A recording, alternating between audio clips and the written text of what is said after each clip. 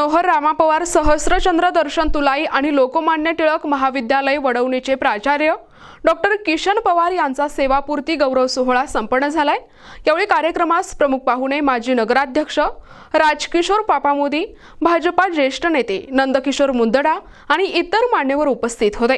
राजकिशोर पापामोदी यांच्या हस्ते प्राचार्य डॉक्टर किशन पवार यांचा सत्कार करण्यात आला आणि पुढील वाटचालीस शुभेच्छा दिल्या।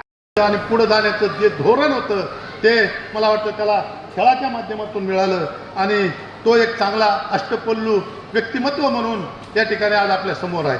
आज आपण पाहतो की जे समारोपाचे किंवा सेवापूर्तीचे कार्यक्रम आहेत त्याच्यात मर्यादित 150 लोक असतात आणि त्या लोकांच्या माध्यमातून त्या ठिकाणी सेवा गौरवपूर्तीचा समारंभ होतो। आज आपण बघतोय की सभागृहामध्ये बसण्यासाठी जागा नाही, अशा पद्धतीचं काम त्यांनी केलं। त्यांनी माणसं जमवण्याचं आणि कमवण्याचं काम मला वाटतं आमच्या या मित्रांनी केलं आणि या माध्यमातून मला वाटतं या ठिकाणी त्यांनी आपल्या भावना व्यक्त करत असताना त्याच्या जीवनातलं लहानपणापासूनपर्यंत आजपर्यंत त्याचं जीवन कशा पद्धतीने गेलं, त्याच्यासमोर कशा अडचणी आल्या, कशा पद्धतीनं त्यांनी हा संघर्ष करत करत पुढं आलाय हेही आपल्यासमोर मांडलेलं आहे। त्याच्या खोलात मी जाणार नाही, पण आमच्या बहिणीच्या वतीनं किसन तुला एवढं सगळं सांगतो, तू कितीही सामाजिक कार्य कर, कितीही बाहेर राहा, पण तुझ्या पाठीशी आमच्या बहीण गंभीरपणे उभं राहणार आहे। त्यांच्याबद्दल तू कोणताही विचार किंवा कोणताही हेतू तुझ्या मनात आणू नको। मी या ठिकाणी तुला आमच्या बहिणीच्या वतीने या ठिकाणी सांगू इच्छितो की तू जे काम करतोय त्याच्या पाठीमागं त्या खंबीरपणे उभं राहतील। आजही जे काम उभं केलंय त्याच्यातही त्यांचा वाटा खूप मोलाचा आहे।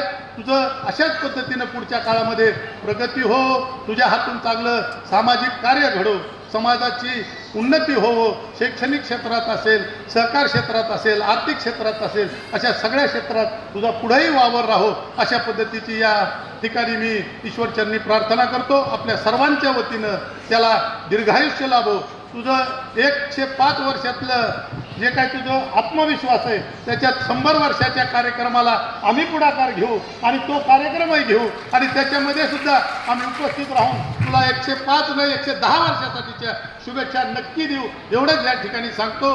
मला या कार्यक्रमाला बोलावलं, खूप उशीर झालेला आहे, पण तरीसुद्धा आपण 11:30 पासून इथं येऊन थांबलात त्याबद्दल आपल्या सर्वांचं आभार मानतो आणि मी माझे 2 शब्द संपवतो। जय हिंद, जय महाराष्ट्र।